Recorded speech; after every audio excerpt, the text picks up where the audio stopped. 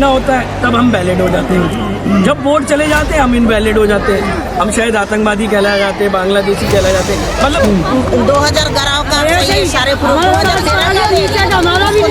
टूटे टूटे घर हैं यहाँ पर, और इसी घर में रहने के लिए लोग यहाँ पर मजबूर हैं। और क्या ध्रुव और कालकाजी विधानसभा एक हॉट सीट है। यहाँ पर मुख्यमंत्री आतिशी यहाँ से चुनाव लड़ रही हैं, और रमेश विदुड़ी भारतीय जनता पार्टी के कद्दावर नेता वो भी यहाँ से चुनाव लड़ रहे हैं, अलका लांबा कांग्रेस की वो भी चुनाव लड़ रही है। लेकिन कालकाजी विधानसभा में बहुत ही समस्या है। समस्या किस चीज़ की? समस्या घरों की, समस्या पानी की, समस्या बिजली की। क्योंकि यहाँ पर भूमिहीन कैंप है, नवजीवन कैंप है, जो कैंप के जो जीवन है दोस्तों, अगर मैं दिखाऊं, एक बार मैं दिखाऊंगा भाई कि दिखाओ, पहले ये दिखाओ आपकी विजुअल्स, पहले कि किस तरीके से विजुअल्स है। टूटे टूटे घर हैं यहाँ पर, और इसी घर में रहने के लिए लोग यहाँ पर मजबूर हैं। और क्या लोग इसी घर पे मजबूर है। अगर एक बार बिजली चली जाए तो बिजली कट जाती है, पानी चली जाए तो पानी आता नहीं है, पानी बिल्कुल नहीं आता इस घर के अंदर, और जो इनको घर अलॉट हुआ है वो भी फुलफिल इनका नहीं पड़ रहा है, और ये इनका सबसे ज़्यादा इशू है। एक बात है दोस्तों कि वोट, ये कहने कि वोट वैलिड है पर हमारा घर और हमारा एरिया वैलिड नहीं है। जनता से समीकरण जानेंगे कालकाजी विधानसभा का। बहुत परेशान हो काफ़ी पहले से आप लोगों को खबर कर रहा हूँ, और मैंने पर्सनली देखा है कि आप लोग काफ़ी ज़्यादा परेशान हो, इसी चीज़ में, इसी स्थिति में रहने को मजबूर हो आप लोग। सर हमारे यहाँ सर्वे पहले इन लोगों को तो इन्होंने मकान दिया नहीं, ये बोले पहले इन लोगों को मकान देंगे, फिर इन्होंने क्या करा। कौन से कैंप से हो आप? सर्वे हो गया? सर्वे हो गई, लेटर भी मिल गए, आगे लोगों को मकान भी मिल गए, जो जेल में मकान नहीं आए। अब इन्होंने जैसे आगे यहाँ छोड़ दिए, सर्वे करने के बाद तोड़ दिए मकान। अभी इसे आगे जोड़ा गया, उसमें दलाल और सर्वे वाले लड़के जो सर्वे कर रहे थे, जिसकी जो भी थोड़ी बहुत कमी थी ना, उन्होंने 20-20 हज़ार रुपये लेके उनकी सही कर दिए, और हमारे बगल के आई थी, पूरा नाम आया था 2019 में भी है, 2024 में भी है, दोबारा सर्वे करके गए, भाई की सर्वे नहीं दिखा रहे। एक डर है कि ये जो सर्वे हुआ है, सर्वे के बाद एक्शन हो जाएगा उनका।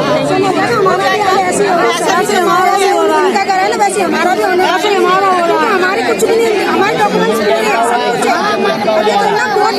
तब आप नहीं करते, 2017 का है, 2015 का है, तब नहीं पूछते। अब 2014 का मामला कहाँ से देंगे? डॉक्यूमेंट्स बनने में टाइम लगता है सर। बिल्कुल डॉक्यूमेंट्स लेकिन आप विभिन्न कैंप के लोगों के साथ दे रहे हो ताकि हमारा भी विकास हो सके, कुछ हो सके। लेकिन डर है, बात बताओ, आप हमारा भी यही हो रहा है। जीवन का नहीं आया, राशन कार्ड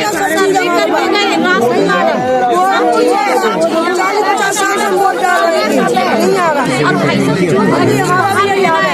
उसको उन्होंने, जिसकी सर्वे नहीं हुई उसको उन्होंने हमारा मकान दे दिया। बताइए, आप भूमिहीन कैंप में क्या इसी घर में जो टूटा हुआ घर रह रहे हैं? मतलब इसी के घर में रह रहे हैं जो टूटा हुआ घर है। बिजली और पानी कैसे मिलता है? सुविधा कैसे मिलता है? बाहर से मिलाते, कोई ऐसा मिलाते, बाहर से जा रहे बच्चे मजबूर हो आप। और बिजली के लिए तो थोड़ा बहुत आए तो ठीक है, नहीं आए तो नहीं आए, लेकिन पानी की बहुत दिक्कत हो रही है। लेकिन एक बात बताइए मुझे, एक बात, बीमार हो जाता है इंसान। एक बात बताइए, मैं एक बात पूछना चाहूँगा, जहाँ झुकी वही मकान, वही नारा किया था, देखो लगता है आप लोगों को? उन्होंने तो उसमें ही बोला था 15 लाख में डालेंगे, वही मकान देने को बोला था। भाई साहब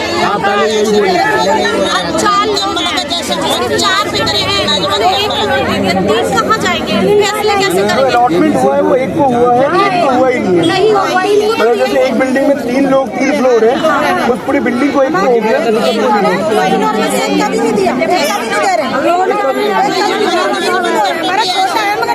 आप लोगों को आया क्या?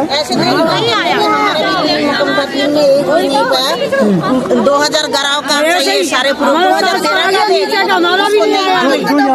जो यहाँ पर घर अलॉट हुआ था, अभी हुआ है, उसमें मतलब बहुत लोगों का नाम ही नहीं आया। नहीं आ रहा, पैसे कैंसिल करे इन्होंने। वो लड़के हैं ना सर्वे वाले, उन्होंने हाथ के हाथ 20-20 हज़ार लिए, मामा ने सारा काम करवाया। जो वहाँ सबसे बड़ा सर बैठा था ना कंप्यूटर पे, जो ऑनलाइन से कर रहे थे, उन्होंने मेरे भाई को तो बिल्कुल किसी का नहीं दिखाया। किसी का 2019 में बच्चा गोद में वो गायब कर दिया। किसी की चीज की दुकान है उसको पूरा राशन की दुकान दिखा दिया। और जो मेरा भाई खड़ा हुआ वो भाई को हटा के बहन को अलग कर दिया, जो घर से वो बाहर रहे। मतलब इस चीज में फ्रॉड हुआ है। पैसे लेके मामा ने, दलाल ने 1-1 लाख रुपए 2-2 लाख रुपए अच्छा, लेके। एक बात पूछना चाहूंगा, आप लोग इस सीट में खड़े हैं, यहाँ से रमेश बिधूड़ी कदावर नेता भारतीय जनता पार्टी के, वो भी उतरे। क्या आपने, सांसद भी हैं पूर्व में, आप लोगों ने बात पहुँचाई है अभी दोबारा? क्या मैटर है? ये बहुत सारे लोग जो है यहाँ पर आए हुए हैं। एक्चुअल में इनको 2022 में घर के नाम पर जुमला दे दिया गया। कुछ काफ़ी सारे परिवार है हमारे बीच में। पहले तो भूमिन कैंप बेघर हुआ, उसके बाद नवजन कैंप की भी बारी आ गई। जो परिस्थिति भूमिन की है सेम परिस्थिति नवजन कैंप की भी है। मैं आपको बता दूं ये बहुत गंभीर मामला है। इसको लेकर हमने बड़े बड़े लीडरों से मुलाकात करी, मिनिस्टर से मुलाकात करी, कोई रिस्पॉन्ड नहीं आया। जो सेंट्रल में बैठे हैं, जो स्टेट में बैठे हैं, उनका भी कोई रिस्पॉन्ड नहीं है। हमने बहुत सारे पत्र लिखे पीएमओ को, पीएमओ का कोई रिप्लाई नहीं आया।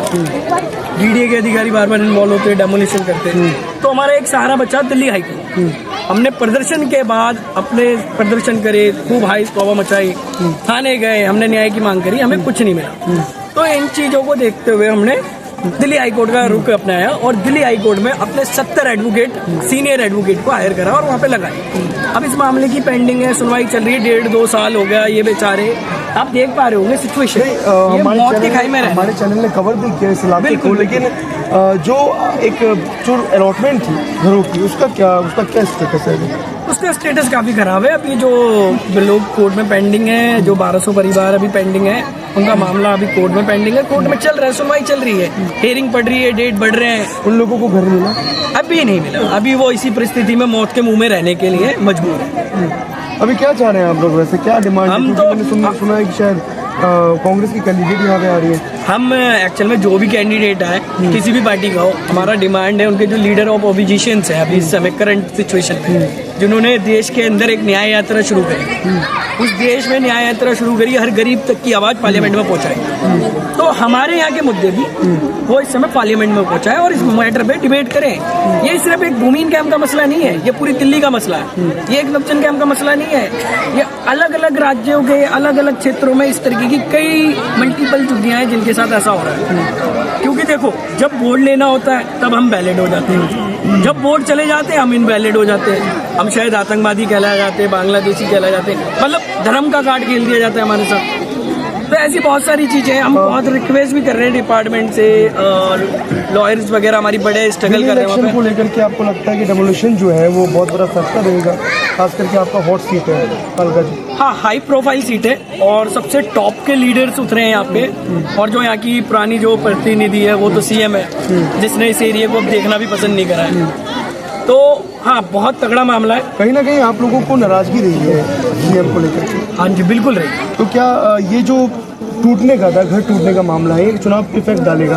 बिल्कुल डालेगा। इस बार इनकी सीटें भी कम होगी और बाकी तो भाई देखो रिजल्ट बताएगा कि रिजल्ट क्या होगा। समीकरण क्या कहते हैं आप लोग, क्या कहते हैं, किसके साथ है, किसके सपोर्ट करते हैं? जो पब्लिक के साथ है, जो पब्लिक के मुद्दे उठाएगा, जो पब्लिक के घरों की बात करेगा, हम उसके साथ। जो पब्लिक को के आवाज़ देगा, हम उसकी बात करेंगे। वो कोई भी पार्टी हो, हमें मैटर नहीं करता, मगर हमारा मैटर ये करता है कि हमें घर के लिए हमारी आवाज़ कौन उठा रहा है, हमारे साथ खड़ा कौन हो रहा है और हमें घर कौन दिला रहा है और कौन हमारे मुद्दों को आगे ले। वैसे उम्मीदें किससे हैं आपको? उम्मीद तो देखो सभी से है, किसी एक से तो बोलेंगे नहीं, मगर अभी लीडर ऑफ ऑपोजिशन से बहुत ज़्यादा अपेक्षा है कि वो हमारे मुद्दों को। राहुल गांधी से? बिल्कुल। राहुल गांधी की यात्रा निकलने वाली है कि आपके एरिया से भी शायद निकलेगी, कुछ उसके लिए की तैयारी है? मतलब आप लोगों को कैसे मैसेज?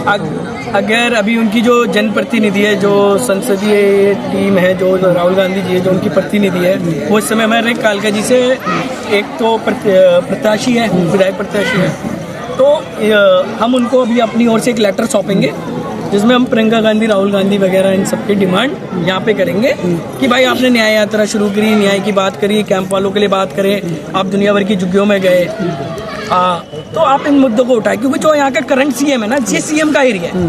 पहले तो कैबिनेट मिनिस्टर थी, पहले विधायक बनाया, फिर कैबिनेट मिनिस्टर बनी, मल्टीपल मतलब करीबन 18 से ज़्यादा मंत्रालय है उनके पास। उसके बाद आज दिल्ली की सीएम है वो। उनके क्षेत्र की कोई बात ही नहीं, क्योंकि शकरपुर बस्ती में अभी हाल ही में माननीय अरविंद केजरीवाल जी गए थे, तो उन्होंने संगम बिहार का नाम लिया, अन्य कई जगहों के नाम ले दिल्ली के, मगर कालका जी के एरिए का ये जो भूमिहीन कैंप है, नवजन कैंप है, नेहरू कैंप है, इनके मसलों पे कोई बात नहीं करती। मतलब आप लोगों की नाराजगी है कि ये मसला उठता भी नहीं है? मसला उठता भी नहीं है ना भाई। आप लीडर, आप जब तक अपना ऑपोजिशन का रोल नहीं निभाओगे, मतलब विपक्ष का रोल नहीं निभाओगे, तब तक हमारी आवाज कौन सुनेगा। अगर विपक्ष इस मुद्दों को उठाए तो मुझे नहीं लगता कि हमें न्यायालय तक में इतनी संघर्ष करना पड़ेगा, न्यायालय से पहले हमारा फैसला आ जाएगा। तो हम उम्मीद कर रहे हैं कि हमारे बीच में आएंगे। और अब अभी बहुत सारे मुद्दे हैं, पब्लिक की बहुत सारी भड़ास है अभी हमारे को लेके। मैं अभी बता दे रहा हूँ, रिसेंटली लॉ एंड ऑर्डर का मामला बहुत खराब है यहाँ पे, कि नशा माफिया पूरा हावी है यहाँ पे। हाँ, रेड जोन में, दिल्ली का रेड जोन में, क्योंकि सारे थानों के रिकॉर्ड तोड़ चुका है। और ये जो एरिया है ये सबसे ज़्यादा रेड जोन में, क्योंकि क्राइम रेट्स यहाँ पे बहुत कहते हैं ना अधिक मात्रा में आ चुका है। यहाँ पे जो कैंप में अभी लोग रह रहे हैं, क्या उनको पानी और बिजली वगैरह की सुविधा मिल रही है? नहीं, पानी वो बाहर से वो कर रहे हैं, बिजली की सुविधा है, और अगर एक बार लाइट डिस्कनेक्ट होगी तो फिर लाइट आपको मिलेगी नहीं। उसके लिए बड़ा संघर्ष करना पड़ता है, बड़े धक्के खाने पड़ते हैं। बच चुके हैं अभी? हाँ, बच चुके हैं, और उनके घर इसी घर में कर रहे हैं अभी? हाँ, यही रह रहे हैं। ये टूटे घर में। हाँ, विकल्प नहीं है। अगर मैं आपको एक छोटी सी बात बता दूं, अगर यहाँ एक बारिश आ जाए ना, एक तगड़ा तूफान आ जाए, तो कितना परिवार दब के मर जाएगा, कुछ नहीं कह सकते। अब मजबूरी है भाई, कहाँ जाए। 5,000 10,000 किराया तो अफोर्ड कर नहीं सकते, ये देंगे कहाँ से।